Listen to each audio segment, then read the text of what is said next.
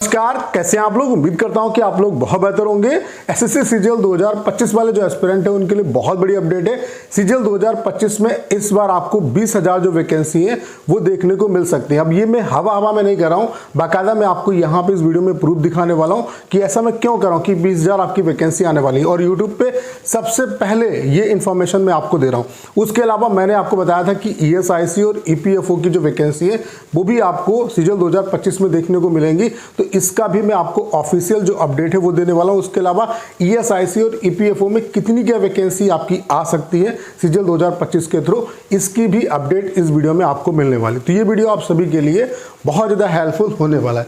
तो चलिए स्टार्ट करते हैं। ये आप देख सकते हैं ईएसआईसी में कितनी क्या वैकेंसी इस बार आपकी आ सकती है, उसका ऑफिशियल अपडेट है। यहाँ पे आप देख सकते हैं direct recruitment in the cadre of group C non medical post SSO की जो वैकेंसी है वो 208 है, यूडीसी की जो वैकेंसी है वो 783 है। ये दोनों जो पोस्ट है वो सीजीएल 2025 के थ्रू आएंगे, यानी कि सीजीएल 2025 के थ्रू जो ईएसआईसी की वैकेंसी है उसमें आपको एसएसओ और यूडीसी की वैकेंसी देखने को मिलेंगी।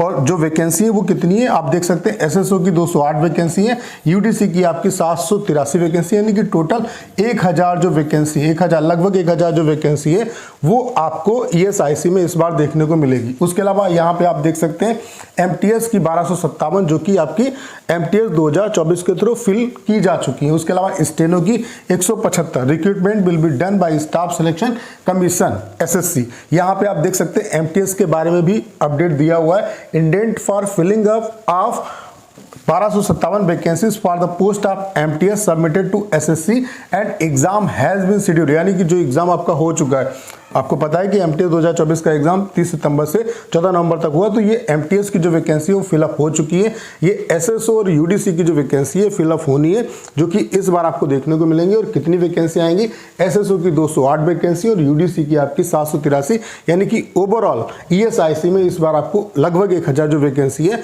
वो देखने को मिलेगी। उसके अलावा ईपीएफओ की जो वैकेंसी है वो भी आपकी ईपीएफओ की जो रिक्रूटमेंट है वो भी इस बार आपकी एसएससी के थ्रू होगी। इसका ऑफिशियल जो प्रूफ है वो आप देख सकते हैं। यहाँ पे आप देख सकते हैं ये ऑफिशियल नोटिस है।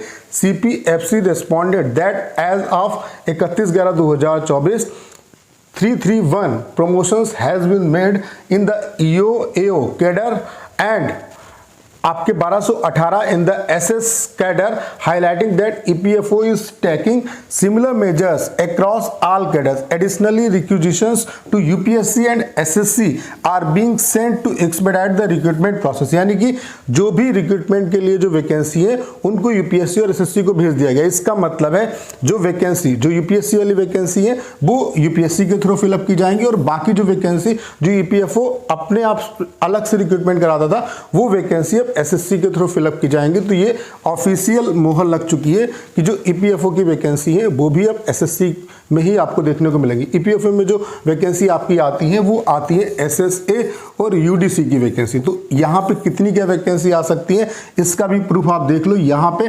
सैंक्शन स्ट्रेंथ, वर्किंग स्ट्रेंथ और जो वैकेंट वैकेंसी है उसका चार्ट आप देख सकते हैं। यहाँ पे अगर हम एसएसए की बात करें, एसएसए में आप देख सकते हैं जो आपकी सैंक्शन स्ट्रेंथ है वो 12,555 है। उसके अलावा जो आपकी वर्किंग स्ट्रेंथ है वो 8491, जो वैकेंट वैकेंसी है वो 4064 वैकेंसी। यूडीसी में जो वैकेंट वैकेंसी है वो 5 है। उसके अलावा यहाँ पे जेएसए और एलडीसी की जो वैकेंसी है वो आप देख सकते हैं 593 जो सैंक्शन स्ट्रेंथ है। उसके अलावा जो वर्किंग स्ट्रेंथ है वो 373 और जो यहाँ पे वैकेंट वैकेंसी है वो 220 है। तो आपकी जेएसए और एलडीसी की वैकेंसी जो है वो एसएससी में, एसएससी के थ्रू आपको देखने को मिलेगी। हो सकता है ये जो वैकेंसी जेएसए और एलडीसी वाली है ये आपको 10+2 के थ्रू देखने को मिले। उसके अलावा ये जो एसएसए और यूडीसी की जो वैकेंसी है वो आपको सीजीएल के थ्रू देखने को मिलेगी।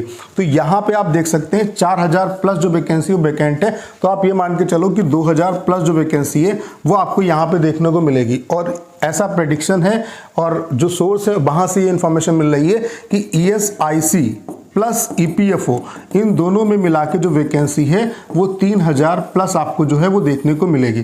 तो 3000 या उससे ज़्यादा जो वैकेंसी ईएसआईसी प्लस ईपीएफओ में आपको देखने को मिल सकती। बाकी जो वैकेंसी अभी तक आपकी रिपोर्ट हो चुकी है वो आप देख सकते हैं। यहाँ पे जो वैकेंसी अभी तक रिपोर्ट हुई है उसमें आप देख सकते हैं लेवल 7 यानी कि 4600 ग्रेड पे की जो वैकेंसी अभी तक रिपोर्ट हुई है वो 2254 है, जिसमें आप देख सकते हैं ASO इन ME में 100 वैकेंसी रिपोर्ट हो चुकी है। उसके अलावा आपकी ASO CSS की 300 वैकेंसी रिपोर्ट हो चुकी है। उसके अलावा GST इंस्पेक्टर की 1047 वैकेंसी रिपोर्ट हो चुकी है। इनकम टैक्स इंस्पेक्टर की 294 वैकेंसी रिपोर्ट हो चुकी है।